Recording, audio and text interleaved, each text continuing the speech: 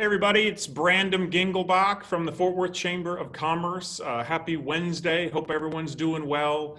Wanted to welcome you to the virtual learning Leaders Online series for today. We're going to talk about cybersecurity, which is a topic that is of increasing importance. If you're like me, you probably don't have the understanding or the respect that it deserves, but it's certainly getting more playtime as we're all working from home with social distancing, and also as we really look moving forward of a new normal as it relates to the office side of things. So we've got two experts that are going to talk about how your organization can be armed and prepared to safely and securely transfer data and keep your proprietary information from getting into the wrong hands. First, we have Steve Meek. He is the founder of Fort Worth-based technology firm, the Fulcrum Group, which has provided security expertise for 20 plus years in this area. He is nicknamed the Doctor, which I like, for his bedside manner. He prides himself on advising owners in their language. And you can see Steve on the screen is certainly a fan of Michael Scott and The Office, so he's got a really cool background there. Joining Steve is Paul Trusty. Paul is the CI, Chief Information Security Officer for Solis Mammography. Over the last 18 years, he's worked in information technology and has gradually moved his focus on information security. He believes information security can be a business enabler through partnership on business objectives. So Steve and Paul, we're pumped to have you here. Thanks so much. As always, for those that are watching this on Facebook Live or that are watching this on Zoom, send me your questions and they'll be popping up on my screen here, and I'll make sure to ask the questions and have your concerns and thoughts addressed here. Also, I'm on the phone, or I'm obviously here as well, representing the chamber, and so a lot of change going on with regards to staying at home and shelter in place and what that looks like and who's in charge. And so if any of those questions you have for me as well, I'm more than happy to address those at some point during the webinar. So with that, Steve, I'm going to hand it over to you. I think you're going to share the screen and chat a little bit about information security. So thanks so much for being here. All right, well, awesome. Thank you so much for having us. So Paul and I were talking a little bit about exactly what we wanted to accomplish for this, and we kind of based it on what we heard would be the thing that you guys would most likely be interested in. So we decided that we would put together a little bit of a presentation for you and just kind of talk through it. So real quickly, let me advance this here, if I can figure out how. We put together a little bit of an agenda for you. So it's not very many slides, only 172. Is that right, Paul? Oh, well, anyways, so we might have dropped one, yeah. We chunked it down a little bit, but we are hoping to get more than 2% of the content out today. So hopefully we can get through stuff, and you'll get some great tips out of it that you can take back to the office and use. And so as Paul and I were talking, we started talking about, going back to home a little bit. And so we started talking about, what is the world like today? What's going on? What are the challenges? And, beyond dealing with your coworkers, like the dog there above the cabinet not wanting to participate in the work from home challenge, it's been a huge change. Basically we took a whole bunch of people who were at the office and sent them home. And we had to track down laptops, and we had to set up remote work, and it goes on and on and on. But we kind of broke our processes. We sent people out who were typically in the office, and they didn't have much training on how to use the tools that we might be setting them up with. We might have sent them out not knowing exactly what their home office was like, or what devices that they had to connect because we couldn't find a laptop. Yeah, additionally, some of the challenges that we see as people start moving to working from home is physical access. Once they are, in their house, do they keep it secure? Do they keep the business, devices secure? Do they keep information secure? If for example, in my instance with healthcare, do they have kid walking around, viewing healthcare data over my shoulder or something like that. So it caused us to look at new tools and solutions. How do we solve for a lot of these challenges and a lot of these problems? And at the same time, learn to acknowledge that remote workers are going to feel stressed. There have been lots of discussions and talks about how people, as they moved to the work from home environment, as they started isolating, they started going through grief, and so we have to embrace our workers and find ways like this meeting here to gather together and communicate and see other people's faces. And then the last thing is, the legacy security, building the castle walls that we normally do in our organizations. We build big castle walls around our data and around our network there in the organization. When the workers move to home, move to remote locations, all of a sudden we lose the capabilities of our legacy security, and we have to come up with new ways to secure our technology. So this is the NIST Cybersecurity Framework. This is something that's freely available that the government publishes, and it's a quick and easy tool to digest, to think about, and to be able to work through. So there's 5 categories, and that's the easiest way to remember it is just to remember the 5 categories. But the first thing you want to do when you're trying to apply an information security program or secure things is first you have to identify what you want to secure. And it's very similar. We want to keep our cars secure, so we lock the doors of our car, or we put it in a garage, or we keep it covered, or we do something, because we've identified that that's an asset that we want to protect. And so that leads to the next step, which is protect. We have to, once we identify what's valuable to us in business, that may be, data, it could be patient data, it could be credit card data, it could be intellectual property. If you're in a restaurant, it could be the secret recipe that you have to keeping your restaurant successful. You have to protect that information. So you apply different controls and different methods to protecting that information. Next, after you have it protected, we've come to realize that there is no 100% perfect protection. We see it all the time.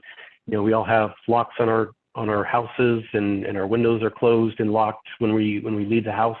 But people still break in and still steal things. So we have alarm systems. So we got to create a method to detect when somebody has violated the protections and is getting towards that asset, that valuable asset that we're trying to protect. After we detect something, then we have to respond, figure out what do we do next? What do we do to remediate or to stop what's happening from happening? How do we clean this up? And then the last thing is we have to recover.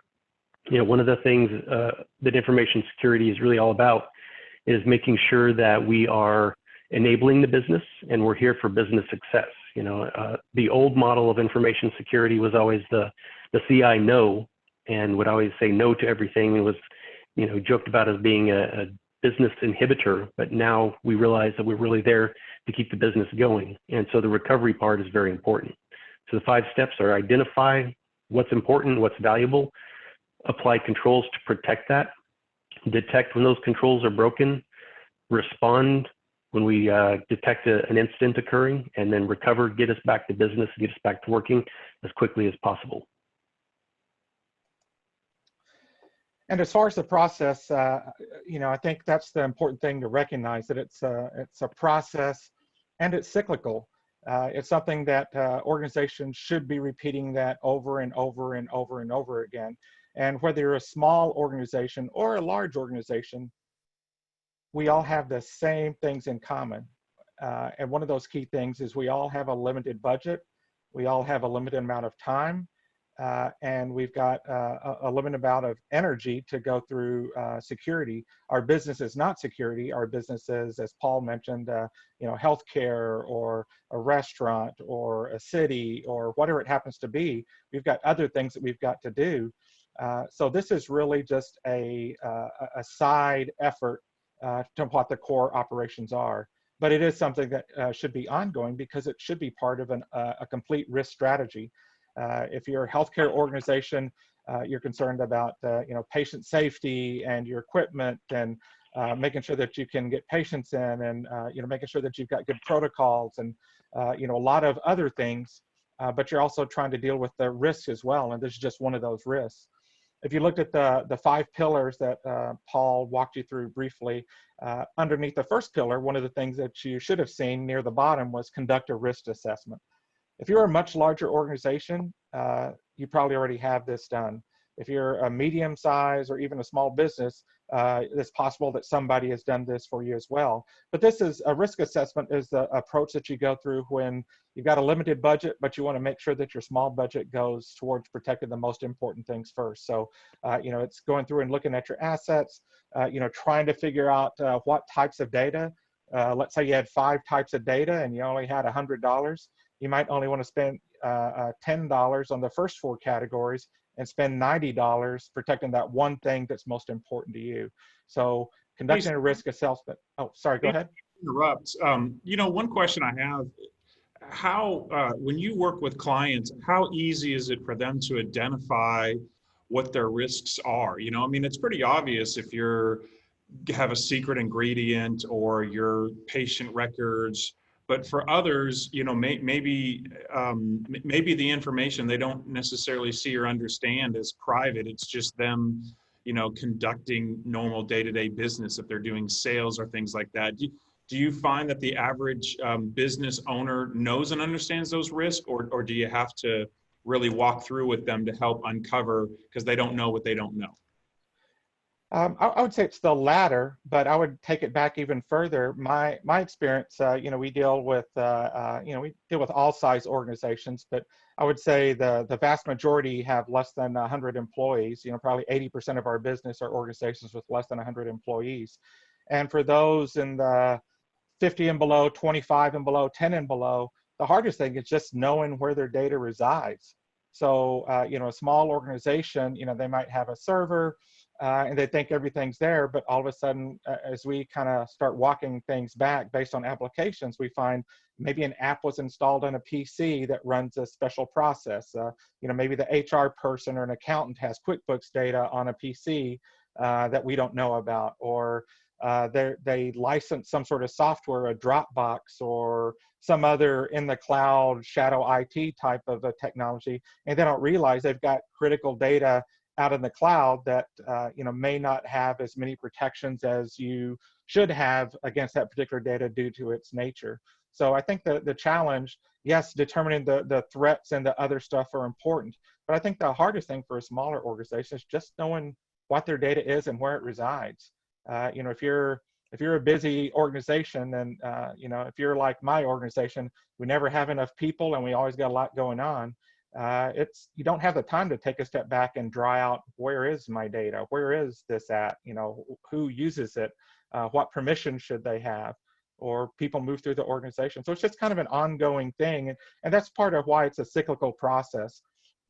Every time you do one of these, it's just a snapshot in time that you have to do every so often. And most compliances, whether it's HIPAA, CGIS, whatever, they talk about doing it after major network changes or on a regular basis.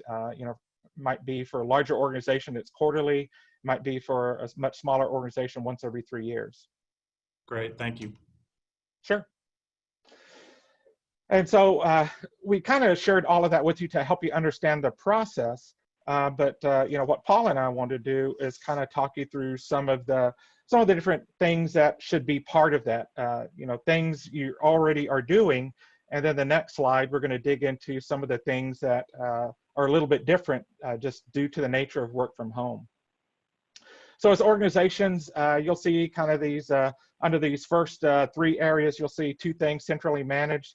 It's good to patch, by default, Windows can patch your machine. By default, you can install antivirus, but you're always going to be much better off when you've got tools that are centrally managed. So if you've got a provider who provides your services, or if you've got an in-house IT, typically what they'll do is they'll deploy a tool that can manage all those things that are out there, those normal operations, because those tools are great. They work 95% of the time, but it's that 5% of the time that opens you up to risk. So having it centrally managed lets you know when that antivirus stops working, or when the signatures don't update, or when it gets out of date, or when something goes wrong with the application and it stops running. You really need to have those things centrally managed so they can alert you to those things that are areas of concern that you need to be aware of, that you don't know when you don't have a network or don't have things centrally controlled. Spam filtering is another one of those areas. If you're using Office 365, Office 365 has some, and other tools have basic email filtering in them. Office 365 also has advanced threat protection, an add-on that adds some more. But for those organizations that still, through Office 365, don't feel like enough things are getting filtered, or concerned about things, they'll typically add a separate, may add a separate spam filtering solution on there.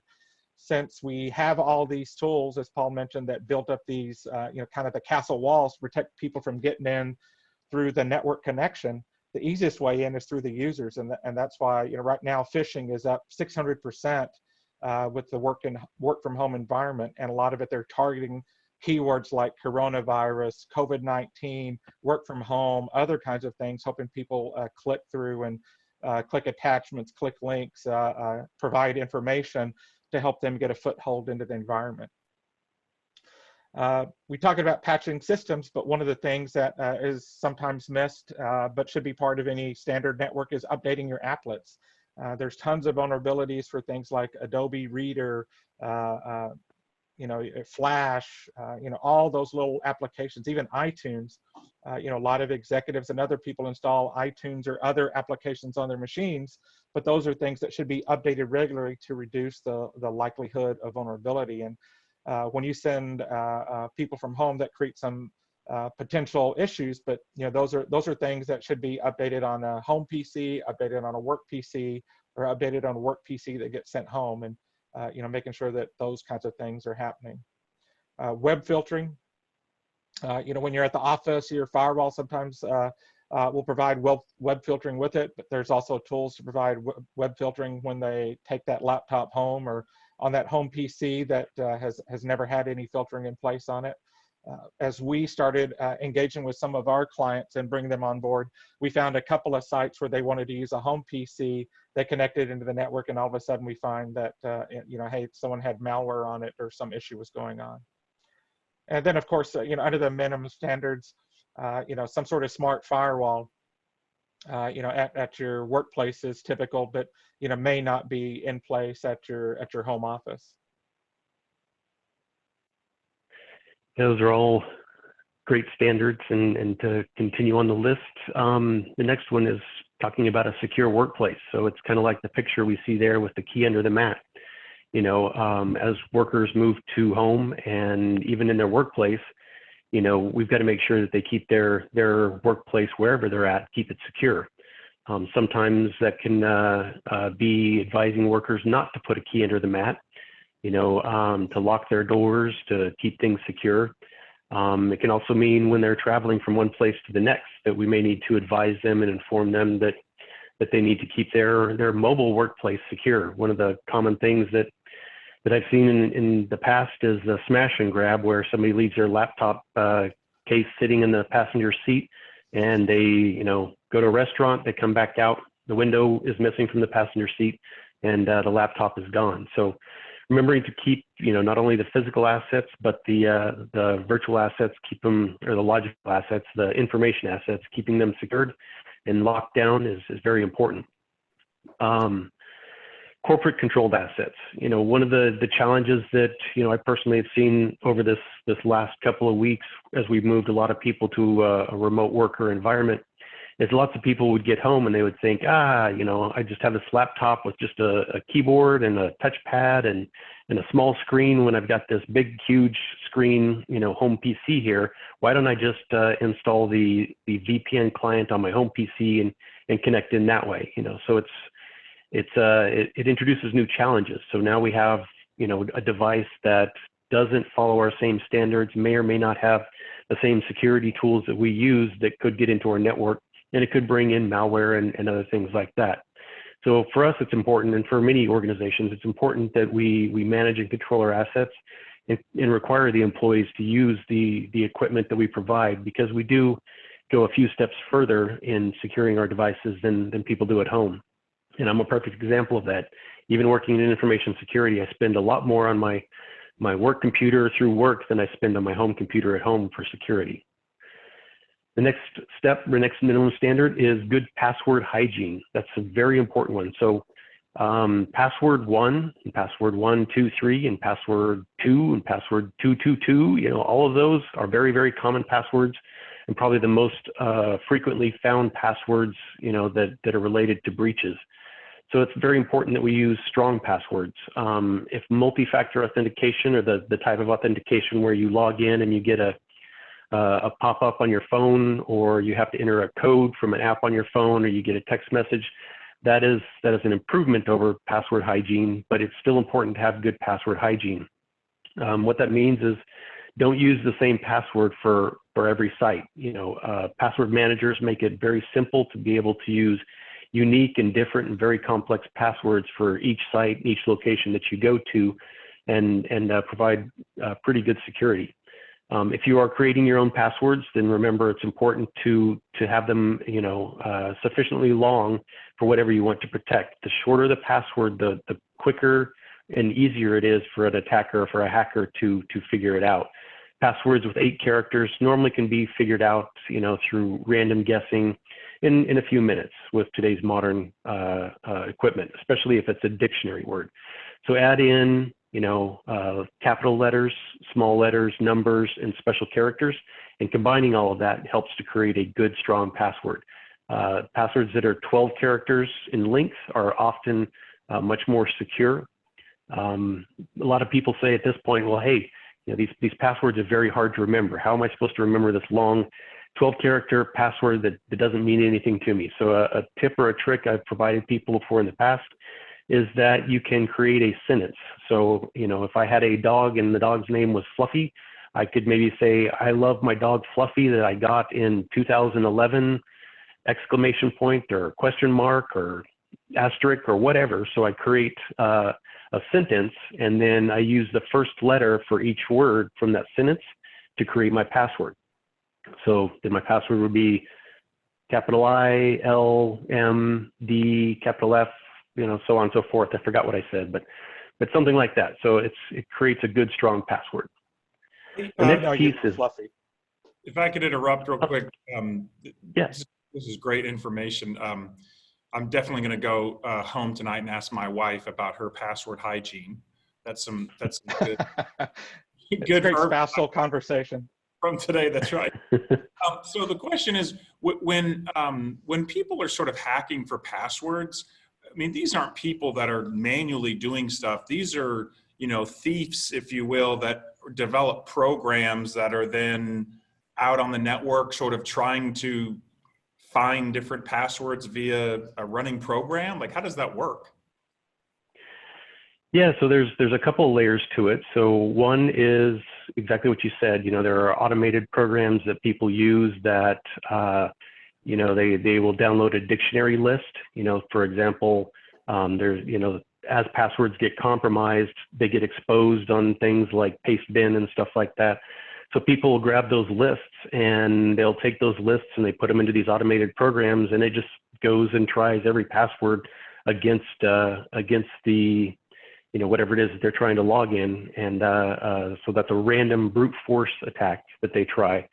There are other ways that they will try and get credentials, and a lot of times that comes through phishing emails like Steve was talking about. You know, they'll send out an email that looks legit. The user clicks on a link and it says, hey, you know, I'm sharing this PowerPoint file with you, or this PDF file with you, click here. And then, you know, it looks like a Microsoft Office 365 login page, and you try and enter your credentials there, and you can't. And so, but what you've just done is given the attacker your username and your password. After a lot of times after they get that information, they'll do, you know, credential stuffing. So they'll just start trying those credentials all over the planet, trying to get into other things. Rarely is it somebody who's manually, like you said, rarely is it somebody who's manually trying to break a password. but in very, you know, in large attacks, it does happen where people do try and attack a specific user and spend a lot of time trying to compromise their credentials. And another question I have, so like, what's the point here when they're trying to do password hacking and phishing and all these things? Are they, you know, number one, just trying to be punks to disrupt you and disrupt your information and get you frustrated? Or is it more about getting that data and then selling that data on some sort of black market to be able to make money off it and become a professional hacker? Yeah, the most common is organized cybercrime. So organized cybercrime, unfortunately, is a huge business now. You know, they have structures in mostly in other countries, but some in the United States where they actually have, you know, offices that the attackers go to. You know, each person in the office has their own role. You know, some write software that they use for exploits. Some, you know, write malware. Some do social engineering. You know, so it's a big business. The end result most of the time is for economic gain. So, you know, for example, ransomware is a common thing that we see nowadays, where somebody will lock out somebody's computer, encrypt all their files, and hold it for ransom, ask for money. And if you don't give them money, then you don't get your files back. Another one, you know, is business email compromise, which is a scary one for small and medium businesses both, but it's where, you know, an attacker may send an email to the CEO of an organization or to the CFO of an organization and say, you know, hey, this is the CEO, you know, I'm needing you to transfer this money to this company immediately because we're past due on our bill and they're about to cut us off. You know, and so a lot of times the CFO will look at it and say, oh, wow, that looks like it's from the CEO. I got to do this right now. They'll do it. And then after they've transferred the money, you know, the CEO advises them that, hey, you know, that wasn't me. That wasn't really me. You know, somebody has compromised my email account. Yeah, so it's kind of off the subject, but the most common cause or most common thing they're after is money.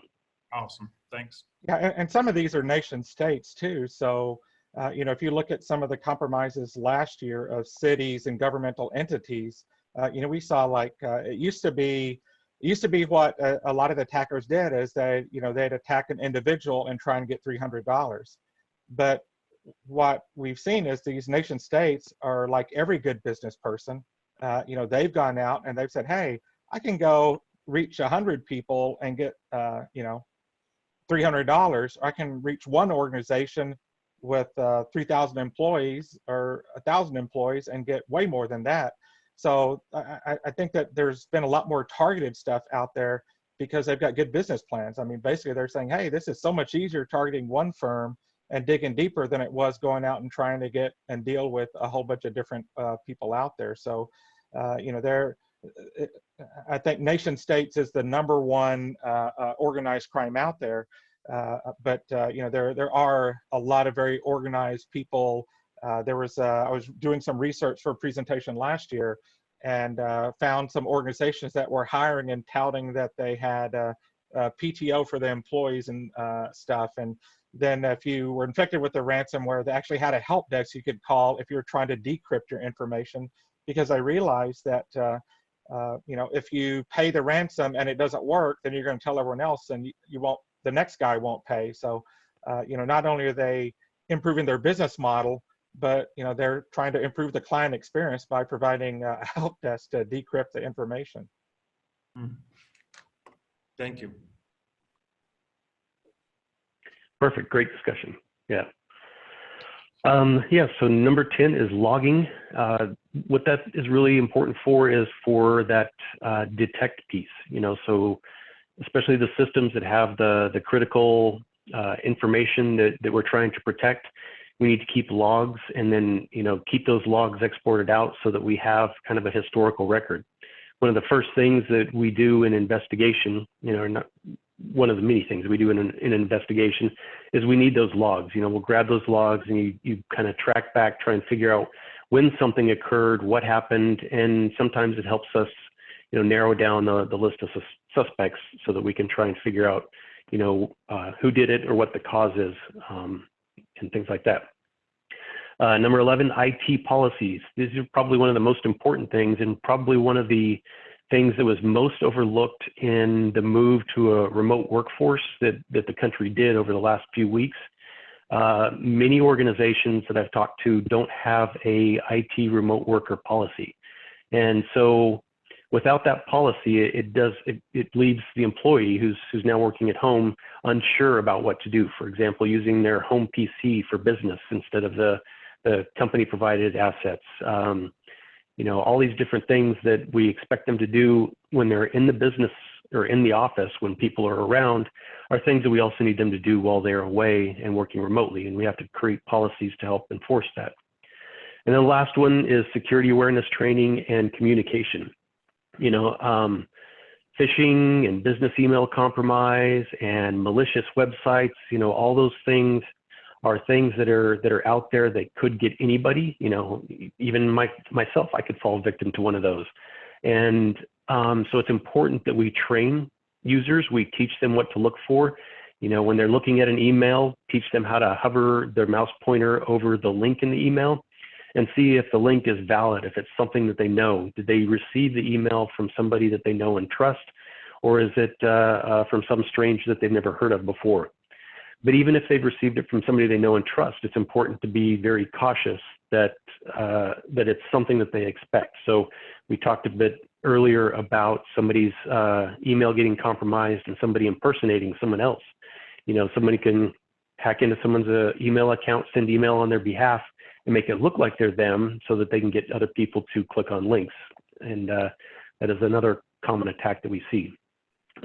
Along with security awareness training, constant communication. So for example, in my organization, I've been sending out periodic security nuggets, you know, so just a little brief 2 or 3 sentence long nugget that says, hey, you know, watch out for this, you know, if, you know, let somebody know if somebody calls you and they claim to be from IT, we will not ask for your password. Do not give your password out to people on the phone and things like that.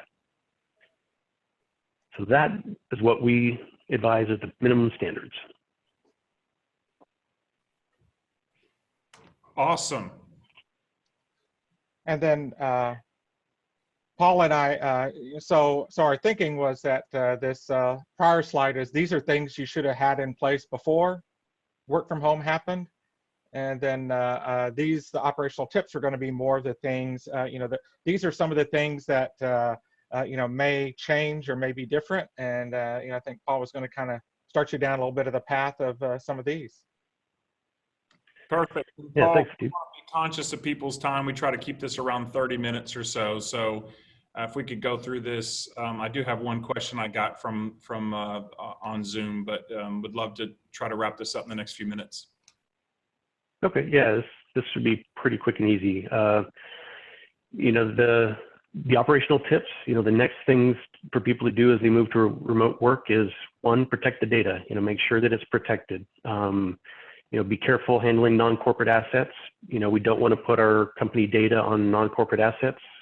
We want to avoid deals. You know, there's all sorts of deals out there, you know, COVID vaccines, you know, things like that, things that are unbelievable, or people saying, oh, buy a car for $100, you know, we're selling cars really cheap, send me your information, you know, watch out for those deals. You know, securing quick turn-ups and securing applications, make sure that the things that we're doing to enable remote work and to enable things to function in this remote work world, make sure that we apply security to them. And then also watch out for shadow IT, and that's people who decide to do their own IT solutions in the cloud, you know, without communicating to the organization. And that can be dangerous because you can lose data that way. Yeah, and even things like VPNs, you know, I hear a lot of people saying, oh, well, we threw up a VPN, so everything's good, or we had a VPN in place. Well, things change, and, you know, some of the challenges of a VPN is it creates a two-way tunnel in a lot of cases. So you're only as secure as your least secure connection. So if you've got someone VPNing from a home network, it could allow everything from that PC or everything from that whole network to be able to access your production network. I also see a lot of VPNs that are based on older protocols that aren't secure anymore, like triple DAS and some other things. But don't no one thing gets rid of all your security issues. So a VPN doesn't get rid of everything. It just changes the types of potential issues that are there. Multi-factor authentication, pretty much everyone talks about enabling that. That's having a second check beyond a password. If that's something that you don't feel is ready for your network, you think about it for all of your stuff. I noticed that PayPal recently introduced a multi-factor authentication option for their thing. So any place that you've got that has money or resources or access, research and see if there's some sort of multi-factor authentication option that allows you to secure it even more. Moving home, you've basically broken all the years of effort towards securing your data. So you make sure you go back and take a look at all those things that you broke, and going through that risk management process or risk assessment process will help you see some of those things for how they are today. We're having a lot of conversations at home now. So if you're bound by HIPAA or some of the other areas of compliance, make sure that you've got voice security. Maybe you've got soft phones, or people are just using cell phones. So those are things to look at and evaluate. Healthcare has extended some of their rules for like telemedicine, loosening the requirements. That those are definitely things that you have to be mindful of. Looking at your cloud responsibility zones talks about moving to the cloud changes the amount of stuff that you're responsible for, but in a lot of cases, you're still responsible for securing the application or changing the configuration. Moving to Office 365, there's a lot of things that the tenant is still responsible for, and knowing those things so you can add those levels of protection to them are important, not just assuming that EHR vendor controls it, or that provider is responsible. You definitely still have some responsibility, and that should be part of your discussion with your vendor. And then the last thing that we had there was go back and revisit your compliance requirements if you have some, but don't forget your cyber insurance. Cyber insurance is a key part of protecting yourself as a business owner, and you just answered a survey at that point in time with a lot of questions on how you're securing your environment. And so you need to go back and revisit that application and see if something you're doing changes that, because if you had an incident, you might not be covered. But that was the end of our list. Were there any questions, other questions that you had that you wanted us to talk through? Yeah, thanks so much. Really appreciate it. So one question we got, and I'm not the expert on this, are the social media games that people post really trying to get people to give up potential passwords, or is that a hoax? Yeah, there's definitely some efforts towards that. I mean, that a lot of those games are, a lot of the things on social media right now, there's a lot of users at home who find it much easier to get back onto social media. So, those games that pair you with a day and a date to match it up to some objects, you are given the name the day and date of your year. So if you also have posted the picture about post your graduation, then they've got a pretty good clue of what the year is as well. Those are just bits of information that require a lot of effort.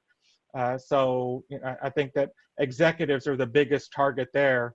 If I'm, for the everyday user, play your games, whatever. But, for myself as a principal in an organization, I'm very mindful of the things that I participate in, because of, seeing what could be used, what could be grabbed, how could that be used against me.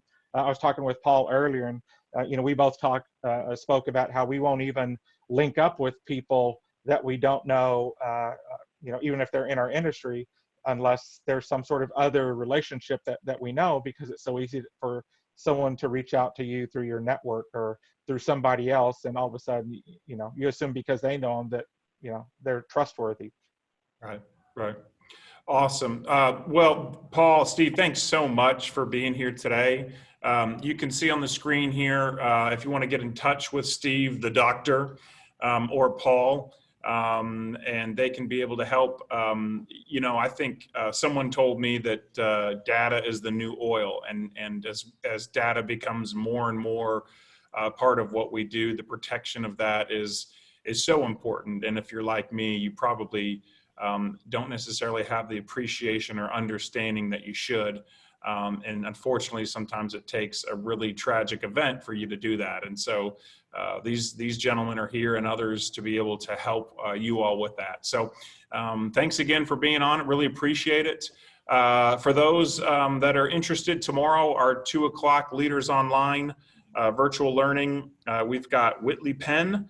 They're going to be providing an overview of new tax legislation and updates you need to know regarding federal funding. That'll be tomorrow at 2 o'clock, and I'll be hosting that. And then Friday, we have our LinkedIn office hours where we gather on LinkedIn and we talk as a group. And this Friday, we're going to be talking about marketing your business via LinkedIn or using LinkedIn. So that's what up on Friday. Thanks again for tuning in to Leaders Online. Appreciate all your support. Stay healthy and strong during this COVID, and we'll get through this together. Thanks again, everyone. Bye-bye. Thanks, guys. Thanks.